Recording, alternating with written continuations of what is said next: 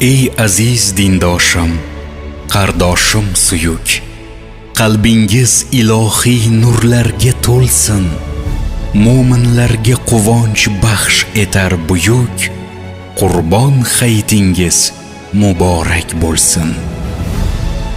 Muslimning taslima Ismoilga xos, sabra sururlarga yetaklash rost, Ibrohim alayhissalomdan meros, Qurbon hayitingiz muborak bo'lsin. Minoda so'yilgan jonliqlar asli, dilu til amalda bo'ysunish rasmi, Allohga itoat, ibodat bazmi, Qurbon hayitingiz muborak bo'lsin.